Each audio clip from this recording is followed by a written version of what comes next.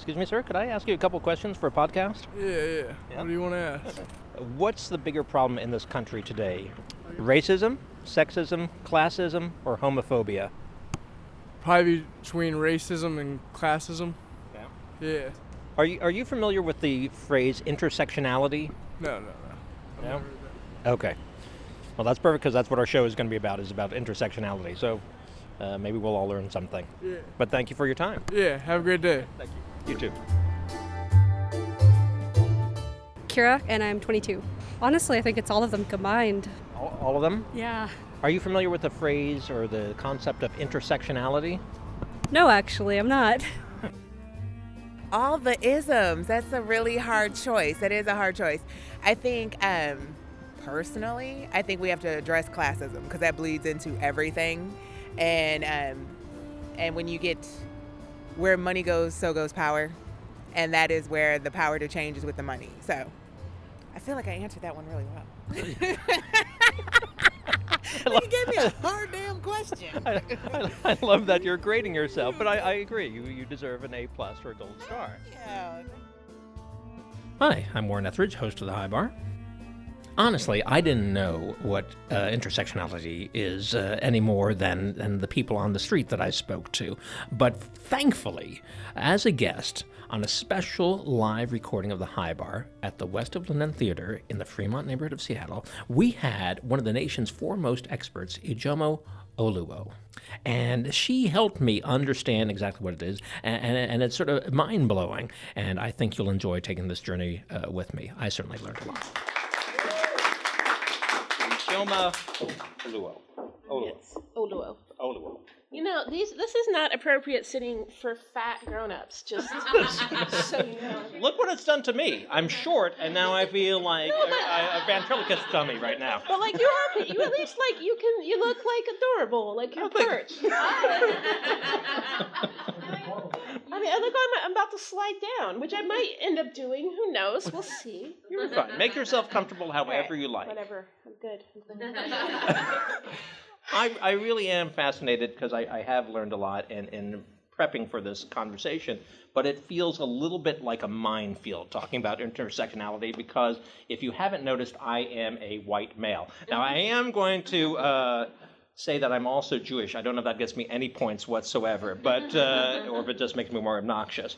But I myself find myself tired of entitled white men. Who may be part of the issue we're talking about today. But before we can get to that, we need to talk about intersectionality. And in her book, Anne Marie Hancock poses the provocative question, does intersectionality equal black feminism? Or is that too simple a way to look at it? Yeah, I think it's too simple a way to look at it the way it is now. I think it was important in order, when it was first developed, I would say when it was first coined by Kimberly Crenshaw, these are conversations we've, of course, been having since the beginning of feminism. It was important at first to make feminism something that applied at all to Black women, and that was definitely where it started. But now it is so much more than that, and it's so much more beyond feminism as well. It's really about all of our social movements because the concept of intersectionality is really the fact that all of our different identities are connected, and you really can't pull them apart. I can't be a Black person for 10 minutes, and then a woman for another 10 minutes, and then a queer person for another 10 minutes. All of these things at once, which means that any movement that pretends to help any aspect of my identity has to address all of those other identities in order to be effective at all, because oppression works together. It cooperates really well. And so Kimberly Crenshaw's main goal was, to really reach out to what we call now white feminism and really kind of point out the way in which Black women and other women of color were really being not only left out, but oftentimes harmed by the popular feminist movement. And she wrote this, and it was primarily picked up in Black activist circles, Black feminist circles, and then expanded out to other people of color, then expanded out to class, and now, it really is there for anyone. Let's talk about some of that complexity, because that's really what it's about. It's about the complexity of human beings and seeing people as whole and nuanced individuals, right? But it can be problematic for people who don't get that nuance. So one big example is, I guess in 2015, Patricia Arquette, she wins an Oscar, and she goes up there and accepts her award, and she goes off on a little political rant, as actors are known to do from time to time. But she caught some heat for it, for talking about women's rights as a sole issue. Is that? Yeah, not only as a sole issue, but an issue kind of juxtaposed against other movements, queer movements and movements for people of color. It was, this is our turn, which not only creates division that should not belong, but also completely erases women who aren't white women, right? You can't say it's our turn now in a room full of women and act like the anti-racism movement wasn't here for Black women or brown women, and so what it was a mix of both creating conflict where there should be cooperation and also just erasing wide swaths of the American population. Right. Do you think that comes from ignorance or a certain maliciousness? You know what? I don't think that these things come from maliciousness. I do think they can become malicious. I do think that they come from ignorance, but also there are a lot of bigotries that live within us all. And when we feel challenged, when we feel threatened, especially, because we do see the world as finite gains and finite progress, we tend to kind of jump to those base bigotries without realizing that's actually what we're accessing. I feel like most people do not intentionally access that, but I don't believe you can live in a society so filled with this sort of bigoted messaging and not absorb that. I think that at times, until it has been brought to us, we all resort to that sort of behavior.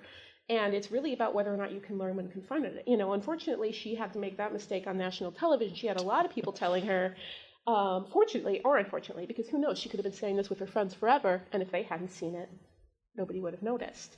But I think what we have to stop asking is whether or not it's malicious or whether or not it's intentional, because I don't think that matters. It is, and it's a problem. Exactly, because what you saw was millions of other, like for me as a Black woman, as a feminist, to see so many white women applauding, yay, yay, applauding what was to so many other women such an erasing experience. It makes you look around at your community, at your friends, and be like, do you not see me? Do you not see what this does to me? And so I don't think intent matters. And I think that part of why discussions of intersectionality become so difficult is we want intent to matter. And we want to say, if I'm a good person, I didn't mean to, I didn't know, and it doesn't matter. I like to say if I walk around swinging my arms everywhere and I catch someone in the face, I can say I didn't mean to do that, but it doesn't make their face hurt less, And once I know that going like this hurts people in the face, I can't claim it's my right to go like this and nobody should get mad, right? Then I gotta stop doing that. I gotta stop waving my arms around. Otherwise I'm an asshole, And I think when we talk about things like social justice, people be like, I didn't mean to, I didn't know. And then they'll be like, and it's my right. I'm like, well, sure, it's your right, but I mean, do you want to be that type of a person who now knows that they've been hurting somebody and doesn't genuinely apologize and try and do better in the future?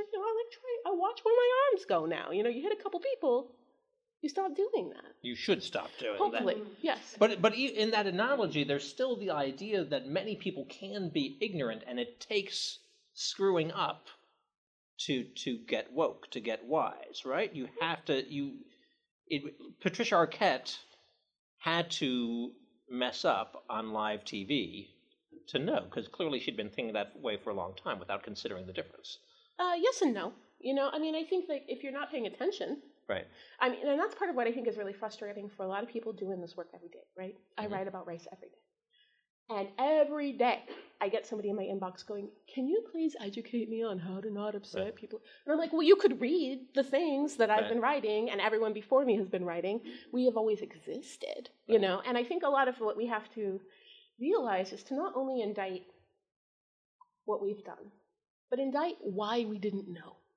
If you have built a life for yourself where you are not interacting with people of other races, of other circumstances, you need to indict that. You need to look at that and say, really, what type of a well-rounded person am I? If I am not seeing the people in my community, if I am a voting citizen, right, making decisions for the country, and I only know people like me, what does that say about my personal civic responsibility and also how I see other people? And so I think, yes, sometimes we're all going to screw this up.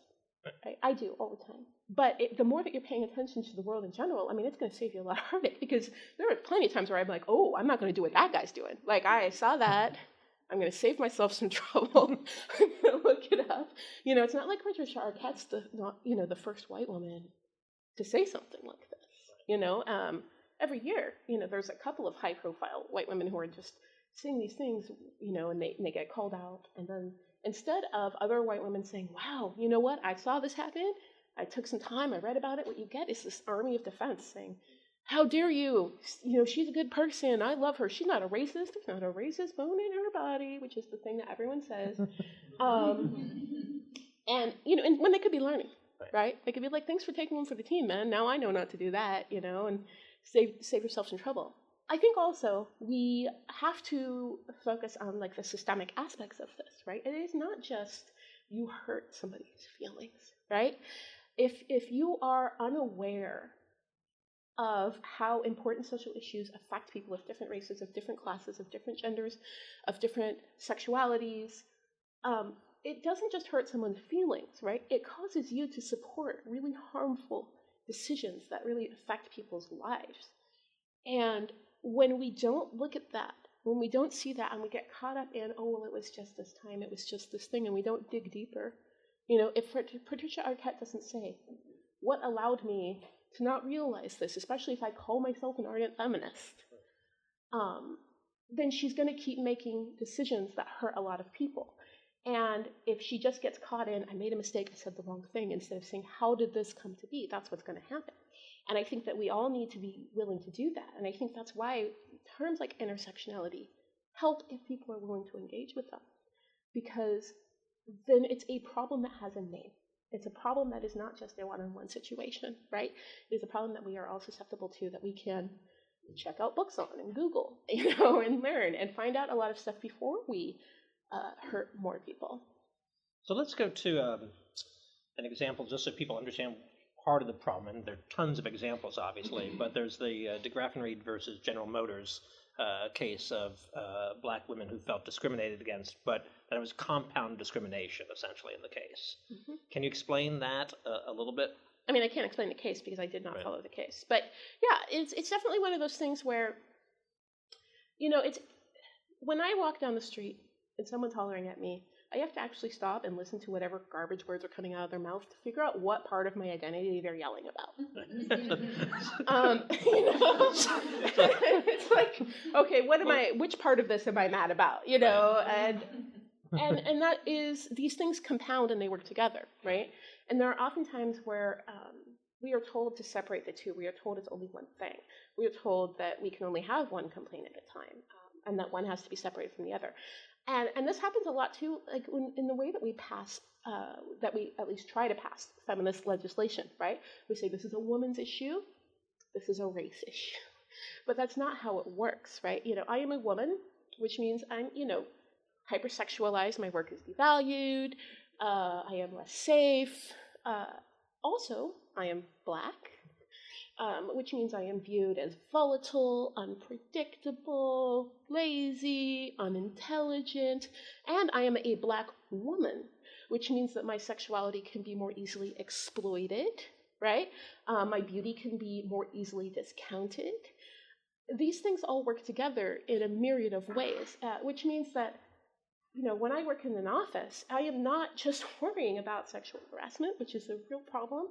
I'm also worrying about the boldness with which my race allows people to sexually harass me, and with how seriously I'm taken if I try and report that as a black woman. Right? I'm also, at the same time, trying to figure out, did I not get this promotion because, he thinks I have too much time to donate to my kids and not enough time to focus on work, or he just thinks, I'm not as smart. And those are the sorts of things that can become really difficult because we don't look at these things together and we try and separate it out. And just to go back, the degraphic thing is essentially what you're saying is this idea that women had a complaint because it wasn't just that they were women and getting passed over promotions, because white women were more likely to get promoted if anybody was, but also as black women, that together was too much. Mm-hmm. It seems like a lot, though. It seems like a lot to deal with, because humans, regardless of race in my mind, are primarily geared towards making things as simple as possible for themselves. So to get people to proactively engage with knowledge, which I agree is key, seems like a tough thing. It can be. And I mean, and that's by design. Right. And I hope people understand that. I think when people start to investigate this, there's a lot of guilt, right? And I'm not going to say you shouldn't feel guilty. I think if you do things and they hurt people, yeah, that's a natural, healthy response, right? You feel guilty, you realize. But I also think that there's more than enough to go around. And that systemic oppression is systemic for a reason. It is meant to be complicated, right? It is divided up for a reason. We should know that it all has the same purpose, right? It is to make sure that those at the very top stay at the top.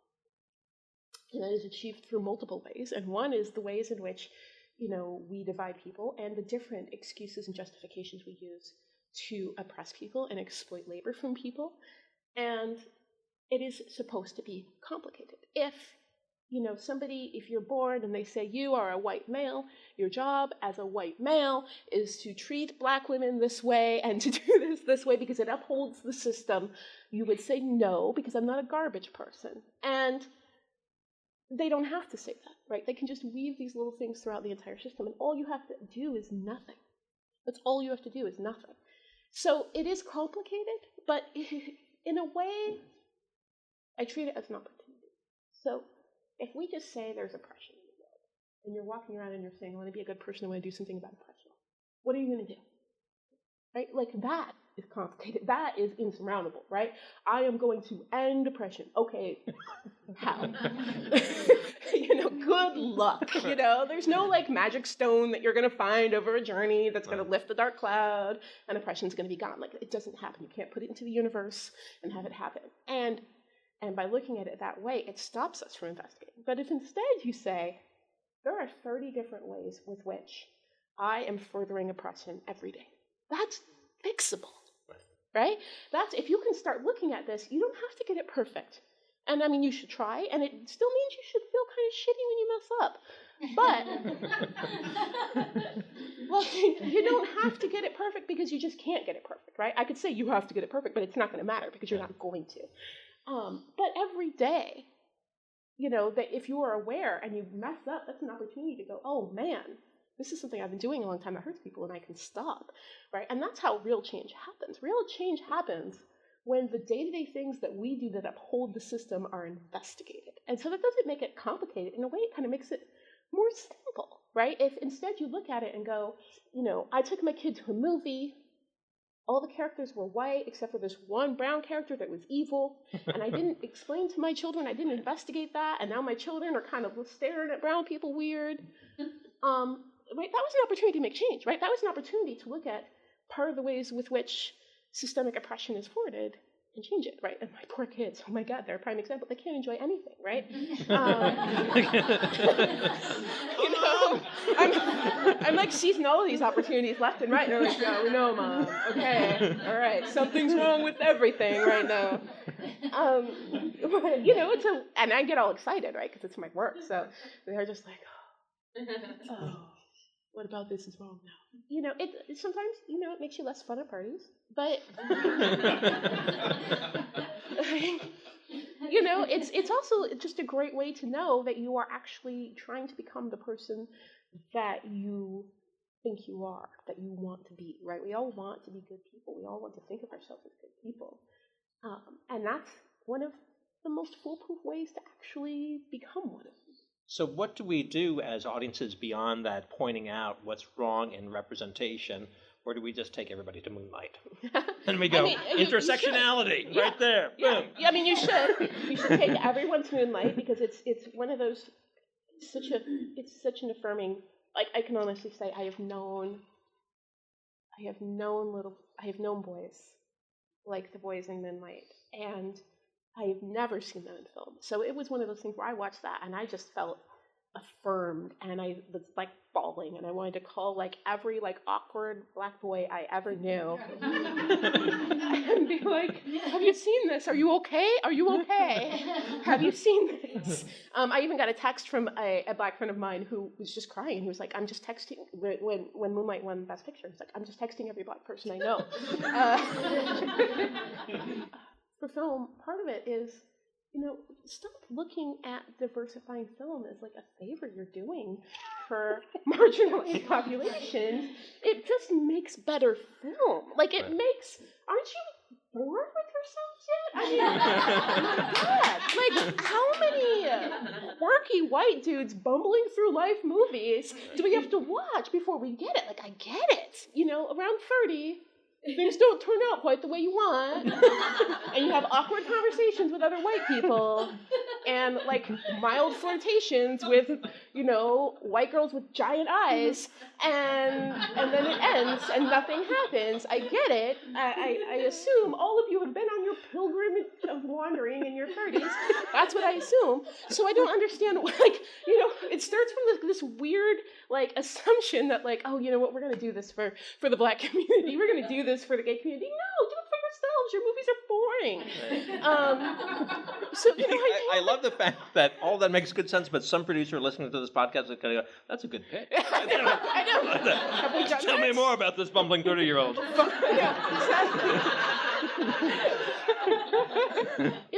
And it's so weird to think about because it's people. I think people need to first challenge the assumption that white film is automatically quality. Well, I'll attest it is not. Okay. and also that films that have cast people of color, films written by people of color, films written by disabled people or starring disabled people or transgender people or queer people, that they are only for those people. Like I have been watching white people films forever. It's not like I'm like, nope, can't see it. But you know what? It would be really nice if I didn't have to see the same thing over and over again, and if my kids got to see someone who kind of looked like them on screen. And when you look at it, there are some kids who have never seen anyone who looks like them on screen. So what I would say, first of all, is stop seeing shitty movies, right? Stop giving your money to things that are erasing, things that could be more inclusive that are erasing things, and then actually support diverse film. These films are being made, some of them are being made in smaller theaters, some are being made with smaller budgets. Support it. The industry goes where the money is. So saying that we don't have power, it's not true.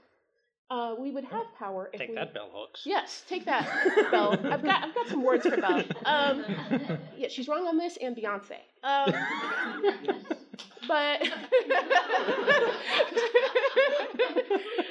I would say, so many people never really put their money where their mouth is, and that's where the frustration happens. Is when people aren't willing to deny themselves 2 hours of a mediocre film in order to kind of pressure the studios to make more quality work. Because it is not representative, and it could be, right? There are plenty of, 2016 was the year where, a couple of fairly big roles that should have gone to Asian actors were rewritten for white characters. Tilda Swinton, Emma Stone. Yeah, and then, of course, Matt Damon saving China for some reason. Yeah. And you would have thought after we had to suffer through Gods of Egypt and nobody watched it, that the studios would have learned, but they won't, because people will still see those movies, right? So I'd say, we have to look at diversity more broadly, and I think we just have to look at it as opportunity, not just for people of color, but for ourselves, right? I don't want to only see black people in film. I'll take a year or two of that. Like, I'm old. I certainly get it. But part of it is also immersion and diversity in your own lives, right? Mm-hmm. I'm a New York boy, but my good lefty friends out here in Seattle, I get to listen to, I'm colorblind, I don't see color. Mm-hmm. And it makes me queasy and sometimes a little punchy because you're not colorblind in Seattle, you're snowblind. Yeah. If you are choosing between Norwegian, Swede, and Finn, you are not really, that's not diversity. I want to airlift them from Seattle onto the 6th train with me to ride end to end, and then let's talk about how colorblind you are. But I think that to me is part of the problem. It's not just I want to see diversity in representation. I want to see diversity in my neighborhood. Oh yeah. It's really easy to be liberal when you only hang out with other comfortable white people. Like, I know so Portland. many people. I grew up here in Seattle, and I thought I could handle large amounts of white people. But every time I go to Portland, I'm shocked at how not well I can handle that many white people. It's really funny because I grew up here, and I have conversations with people I've known for years. And the fact that they do not have racial empathy does not become apparent until they're stressed. I mean, I can know someone for 5 or 6 years and not know until someone gets shot, right? Or until someone, a coworker is having an issue and they're saying, I think it's because of race. And then that person that you thought you always trusted said, no, not in Seattle, not here. I actually worked at a company once, it was a very progressive company, and I remember we had this survey they took really seriously. And one of the questions was, do you believe that this company is supportive of employees of color? And you were able to indicate if you were a person of color answering. And so the people of color voted overwhelmingly no. And the whole survey, they were so serious, right? The whole company had to get in this room. And they were going through, this is what we're going to do to improve this. And then I got to this question, and I remember the VP goes, I just think people didn't understand this question. And she's like, I'm sure next year's numbers will show that. And then she just skipped it. And I remember looking, and there was a black man sitting next to me, and he's like, I sure as hell understood that question. But it's a very Seattle thing to think that because you don't have these wild confrontations, because you're not shouting the N-word everywhere, that you are liberal. But the truth is that you have such a bubble around you that you can be willfully ignorant of what's happening. A couple years ago, there was a major magazine that came out with a report saying that Seattle was one of the most hostile cities for people of color. And I believe that. I believe it simply because you never know where you stand with anyone, right? It really sucks to build a community and build friendships, and then find out when push comes to shove that people aren't there for you. Y'all have weak muscles. Y'all have weak social justice muscles. You've never had to flex it, right? Like everyone here, everyone in this room is comfortable enough to be here on a weeknight, but you can go along thinking these great things. You can even come to events like this and listen to me speak. And because I'm not challenging you, face to face, because I'm not calling into account anything you're doing, because I'm not saying anything right now that's going to have a measurable impact on how you see yourself in the world, with how you see your privilege, how you see what you've earned or have not earned, you're going to think that this shows that you are incredibly progressive and incredibly liberal, because you've never had to have that fight. But what I know is that every time I go out and march for Black lives, I hardly ever see white people I know there. I see a couple. You can build, especially in a city as segregated as Seattle, you can build your window and you think that to where your Facebook status seems like enough, and it's nothing. I was about to apologize to my mother in advance, but she doesn't deserve the apology. But I'm gonna tell this. It's an awful story about my mom, but I just want to make clear how it is, because on the surface, my mother was one of the first art directors to hire gay designers to work for her. She would consider herself liberal in many ways, but there was a blackout in New York. There have been many, but there's a blackout, and this one not that long ago went well. There really nothing went down. New York finally got it right. There's no real problems or something like that.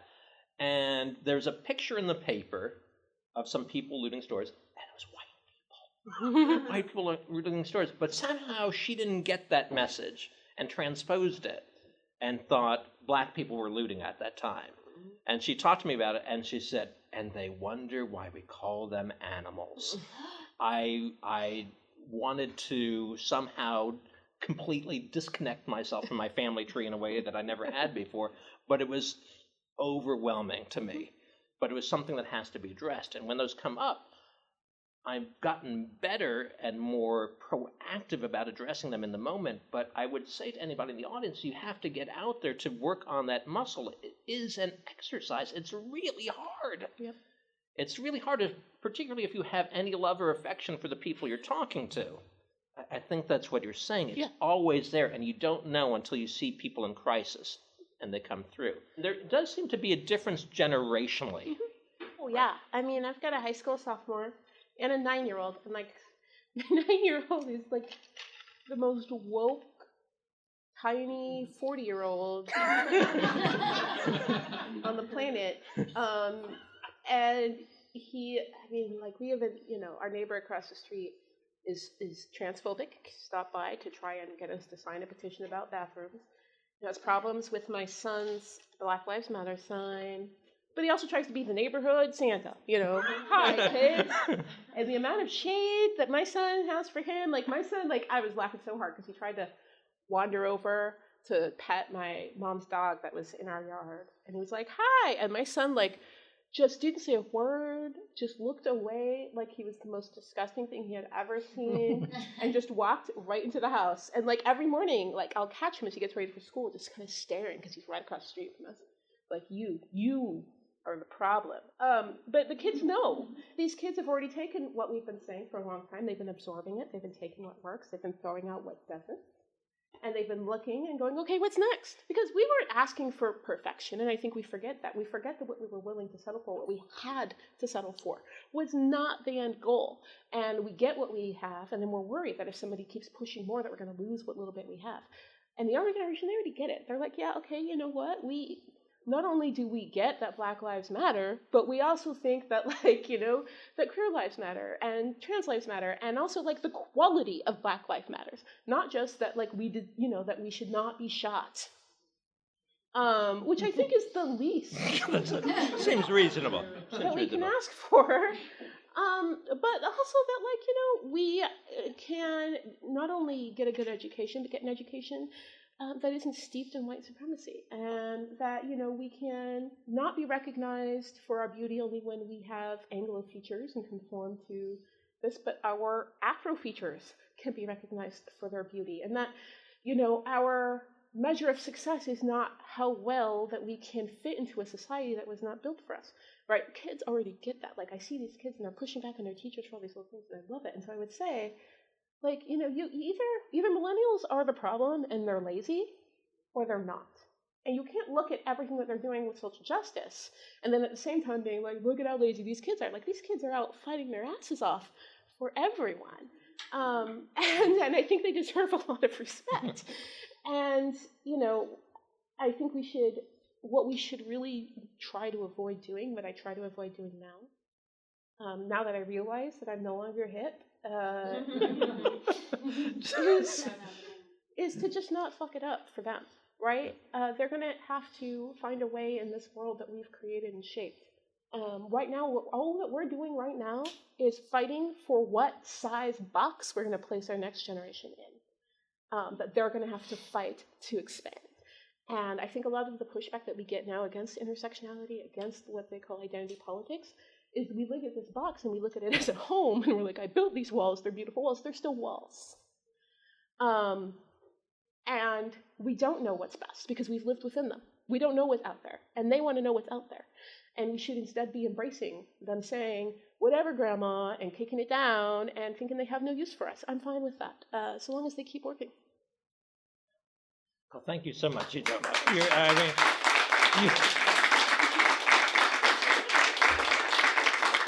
You are helping to push out the boundaries of the box, certainly, but I want to underscore the thing that you said, which I really take away, that it's incumbent upon the rest of us really to do the work, not to ask you the questions as to what we can do, yes, but go out there and proactively do it. So allies, get your shit together. Yeah, and this is do yours. some of that work. By the way, right? This is your stuff, right? If I could have done this, I would have done this.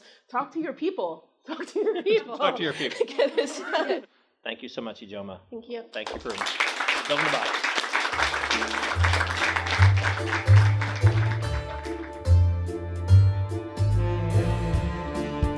Many people to thank for today's episode of The High Bar. We recorded at the West of Lennon Theater in the Fremont neighborhood of Seattle. Thanks to AJ, Liza, and Caitlin. Also, thanks to Christine Edgar for putting me in touch with Ijeoma in the first place. Thank you, Christine. Many points to you. Next time at the High Bar, I'll welcome a dear friend, fantastic filmmaker, a guy responsible for directing much of the final season of Girls, Richard Shepard. He and I are going to raise the bar for character actors, one of my favorite subjects, some of my favorite people. If you listened to the show and you thought, boy, how do I get in on that action? How do I sponsor that thing? Well, it's easy. Just contact the show's producer, Tina Knoll, at Tina, Tina, Tina at largemedia.com. And before you go emailing the wrong person, please know that's Tina at largemedia.com. Tina at largemedia.com. We want you as a sponsor, especially if you have booze.